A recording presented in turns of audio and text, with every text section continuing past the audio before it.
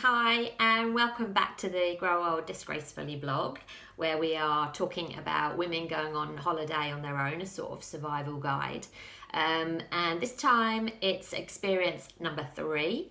I'm sharing my experiences with you so you can sort of learn from my disgraceful behaviour.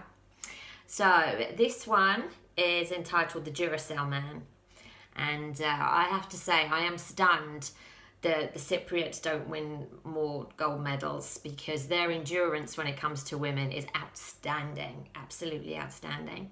So this particular experience, I'd gone to a hotel in Cyprus and it wasn't exactly what I wanted or safe. So I booked myself into another hotel, and when I turned up I walked into reception and there was this man.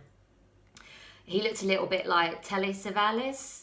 Again, YouTube him and you'll find out. But imagine Telly Savalas, but at 5'4" and really tanned and tight short shorts with a gold necklace. Didn't match the clientele of the hotel whatsoever.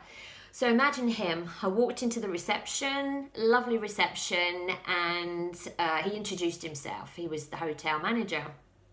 So I was thinking, oh, that's nice. Gets to know people. Anyway, so after that, checked into my room, went out to the pool, went to the bar, spoke to the barman. He was lovely. Now, this particular holiday was very emotional for me because I had just split up with my partner, and not only had I lost my boyfriend, but I lost my job. Tip 1, never date your boss. Anyway, so I spent the rest of the afternoon bobbing around in the swimming pool, holding onto an inflatable beach ball, sort of crying tears of agony into the pool. Got out, was laying there, taking up the rays, and then I hear this voice above me. And hello, another one. It's the manager again, the owner. So he's sitting there asking me why I'd come to Cyprus, why his hotel, la-di-da-di-da, little Miss Naive here is telling him the whole story, and he's like, oh, I'm so sorry, but you'll be fine, it's his loss, there's plenty of other men out there, blum, blum, blum. Anyway, a woman comes out from reception, the receptionist, and she calls him in. I'm thinking, oh, thank goodness. So that night, I got ready to go down to the main town, to the strip in Ayia Napa, and went to walk out the hotel, and he called me over and he's like, oh, you look beautiful, beautiful. Where are you going? And I'm just like, I'm going out. So off I went, had a great time. Ayia Napa wasn't my first choice, but I just ended up there. It's just the way things ended up. So I had a great time, came back, and he was there again and said, did I want a drink with him? So I said, yeah, fine. And I went outside to the pool. We had gin and tonics, and he took my arm. And he held my arm, looked me in the eye, and he said, I will have you. I will have you. And he rubbed my arm up and down.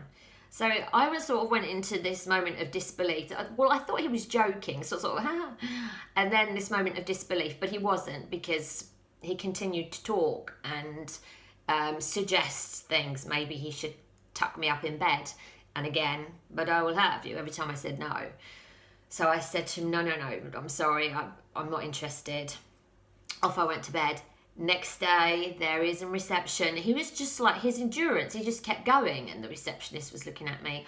Went out to the pool. He came out again, sitting on the side of my sunbed, like so close. He could see my cellulite, every horrible thing, my wrinkles, just too close for comfort. Anyway, again, he asked me out, and I said, no. And the receptionist came out, called him back in. So in the afternoon, I walked past the reception area, and the lady called me over, and she said, look, she was Cypriot, and she said, look, he's my brother, he is married, he's got children, please sort of ignore him, which is quite difficult. Okay, so the same thing happened. I went out the following night, came back, there was a group of guys, big group, and I thought, oh, this is fun. They invited me to have drinks, and he did the same thing. It was just bizarre. Said to him, no, I can't do this, you're really freaking me out. No more, it's got to stop. So went to bed, got up the next day, and I saw him again. But luckily enough, he left me alone because there was a new lady at reception, I presume a single lady, so he made a beeline for her. And every day I used to walk past reception and see the receptionist and smile at her, and she looked at me as if to say, thank God, I stopped it happening with you, but there's another one just come in.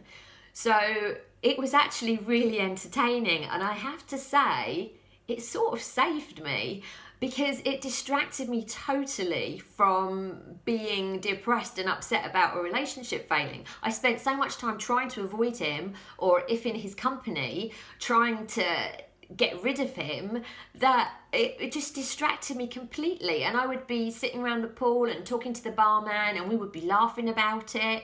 So you could say he's a smart bucket, which probably is, and he sleeps around, it's none of my business. But he actually did save me. So, Mr. I will have you. I will have you. Thank you so much, because I made a speedy recovery after that trip. Do come back soon for number 4. See you. Bye.